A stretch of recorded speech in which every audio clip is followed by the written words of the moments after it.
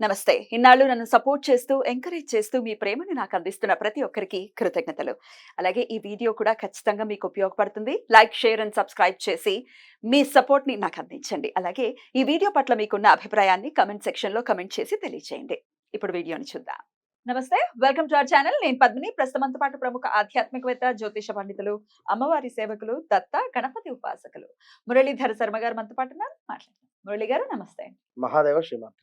పితృదోషాలు ఉన్నాయండి. పితృదోషాల నుంచి బయటపడటానికి మాకు ఎలాంటి మార్గము కూడా కనిపించట్లేదు. లేకపోతే క్రతువులు చేయించటం అనేది మా స్తోమతకి మించినటువంటి పని అది. మేము చేయించుకోలేము అంతంత పెద్ద పెద్ద క్రతువులు. కొన్ని కొన్ని సాంప్రదాయాలు వాళ్ళ పెద్దలు ఏది చెప్తే అదే ఫాలో చేయాలి. ఎండ్ ఆఫ్ ది డే వాళ్ళ ఇంటి ఆచారాలు. అయితే ఒకేసారి సంవత్సరకం ఒకసారి చేసేసాం ఇంకా అయిపోయింది. మళ్ళీ మళ్ళీ సంవత్సరం సంవత్సరం చెయ్యాలా అని కూడా అడుగుతూ ఉంటారు. చెయ్యం అసలు మేము అసలు చెయ్యము. ఒక్కసారి సంవత్సరం చేసేసాం ఇంక అంతే అని అంటుంటారు. సరే అది వాళ్ళ ఆచారం. కానీ ఎంతో కొంత శాస్త్రం చెప్పిందే మనకి ప్రామాణికం కాబట్టి ఖచ్చితంగా సంవత్సరం సంవత్సరం చెయ్యని పక్షంలో దోషం అనేది ఏర్పడటం తథ్యం. మరి ఈ దోషం నుంచి బయటపడాలి. స్వయం పాకమైనా ఇచ్చుకునేటటువంటి పరిస్థితి మనం అలవర్చుకోవాలి ఖచ్చితంగా.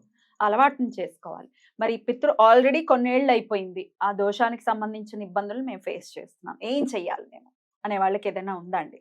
అలాగే పితృదోషం ఉంది అని జన్మజాతకం చూస్తే అర్థమవుతుందా? ఎలాంటి కాంబినేషన్స్ ఉంటే పితృదోషం కింద కన్సిడర్ చేస్తారు? ఈ విషయాలు ఒక్కసారి చెప్పండి మురళి గారు. తప్పకుండా అమ్మా.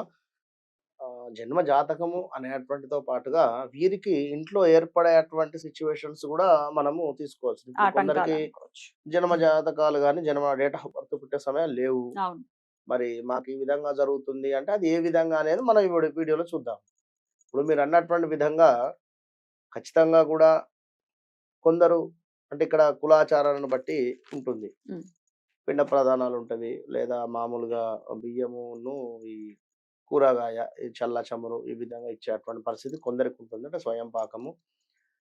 ఇక మరికొందరు కాశీకి గాని, ఎక్కడికో నాసిక్ గాని వెళ్ళాము. మొత్తం కంప్లీట్‌గా అన్నీ అక్కడే పెట్టేసాము. ఇక మరలా ఏది లేకుండా అనేటువంటి విధంగా ఉండేటువంటి పరిస్థితి. ఏది ఏమైనప్పటికీ కూడా వాస్తవానికి నిజంగా మనిషి ఉన్నప్పుడే విలువ.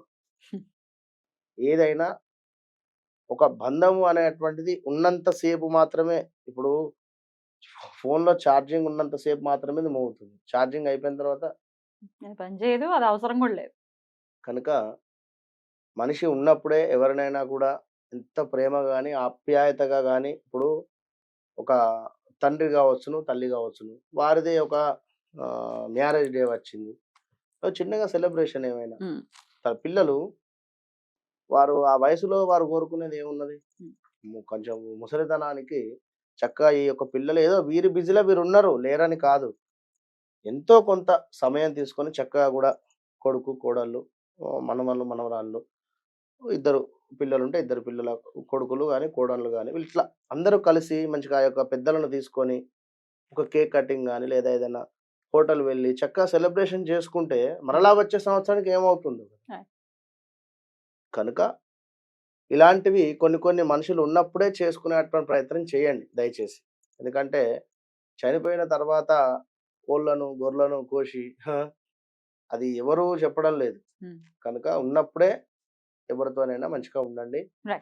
ఖచ్చితంగా జరిగిపోయినటువంటి వారి పేరు, వారి తండ్రి గారి పేరు, మరలా వారి తండ్రి గారి పేరు, ముగ్గురు పేర్లు చెప్పుకొని ఖచ్చితంగా కూడా సాహిత్య దానం అనేటువంటిది ఒక అమావాస్య రోజు గాని, లేదా సంవత్సరానికి ఒకసారి వారు జరిగిపోయినటువంటి తిథి రోజు గాని ఇవ్వడం ఖచ్చితం. అది మీరెక్కడైనా పెట్టండి సంవత్సరకాలు.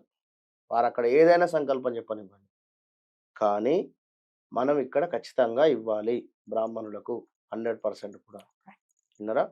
ఎందుకంటే సంకల్పం కూడా చెప్పి తీసుకోవడం జరుగుతుంది. వారు ఫలానా సంవత్సరము, ఫలానా తిథి నాడు, ఫలానా వ్యక్తి మరణించినటువంటి సందర్భంలో ఫలానా అబ్బాయి సాహిత్య దానం ఇస్తున్నాడు. ఎంత బాగుంది సంకల్పం. అయితే తిథులు తెలియనప్పుడు అమావాస్య రోజు చేసుకోవచ్చు. అమావాస్య రోజు ఇవ్వండి.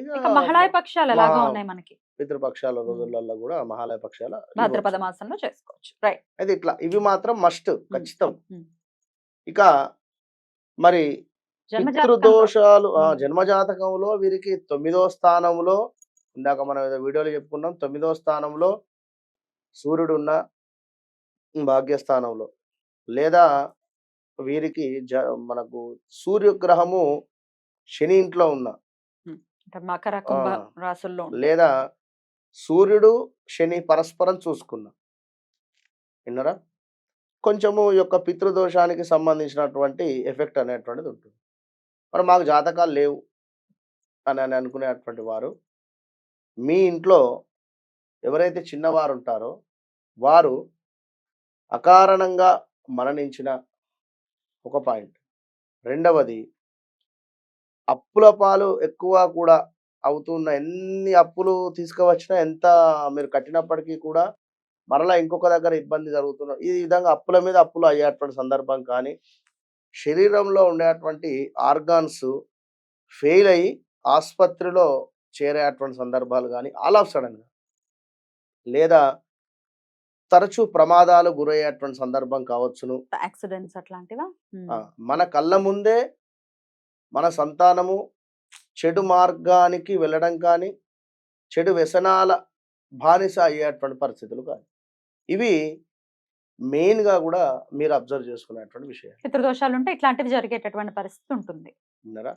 కనుక ఎప్పుడైనా గూడా మీరు ఇప్పుడు ఆవు గడ్డి మేస్తే దూడ కూడా వెళ్ళి హ్మ్. గడ్డే మేస్తుంది. హ్మ్. అనే విధంగా తల్లిదండ్రులు ఏ విధమైనటువంటి పద్ధతిని ఫాలో అయితున్నారో, పిల్లలు గూడా అదే సంబంధించినటువంటి పద్ధతిని ఫాలో కావాలి. హ్మ్. ఎందుకంటే బయట సిట్యుయేషన్ బాలేదు. ఫ్రెండ్స్ కావచ్చును, లేదా ఇంకా ఇతరితర ఎవరైనా వేరే ఎవరి మూలకంగానైనా గూడా వీరి మైండ్ అనేటువంటి డైవర్ట్ అయ్యేటువంటి పరిస్థితి ఉంది. వీరు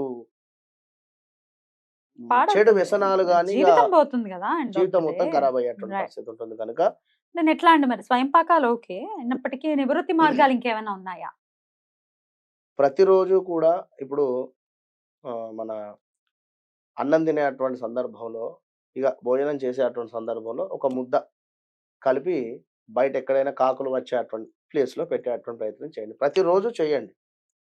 ఇప్పుడు మనం చెప్పినటువంటి కారకాలు ఏవైతే జరుగుతూ ఉన్నవో ఒకవేళ ఇవి నిజంగానే మా ఇంట్లో అయితూ ఉన్నవి అనుకుంటే, పిల్లల చేత గాని, లేదా పెద్దవారు గాని సీరియస్‌గా తీసుకొని ప్రతిరోజు కూడా హ్మ్.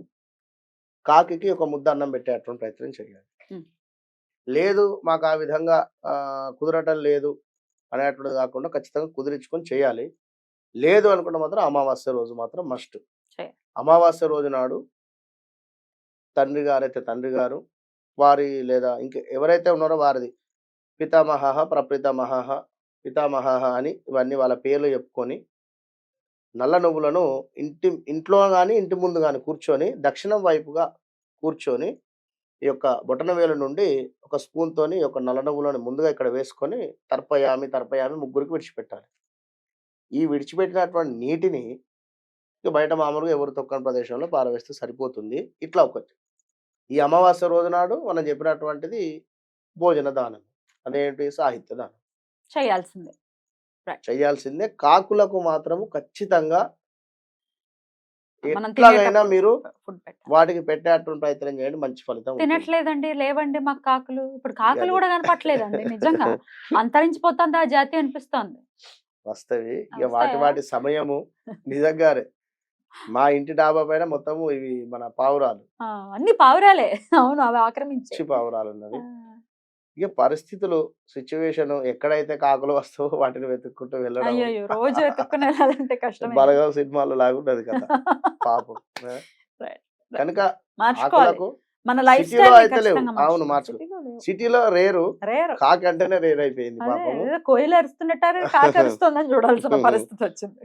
పల్లెటూరులలో బాగుంటది. పల్లెటూరులో ఉంటుంది. యాహ్! హ్మ్. రైట్. కనుక డెఫినిట్‌గా ఉంటాడు. ఇక్కడే ఉండి కనుక చూస్తూ ఉంటాడు. ఎక్కడో ఉండాల్సిన అవసరం మనం కూడా. చేసేటువంటిది రైట్. తప్పకుండా చేయండి. మంచి ఫలితం ఉంటుంది. తప్పకుండా. చాలా చక్కగా వివరించారు మురళి గారు. Thank you. నమస్తే. మహాదేవ.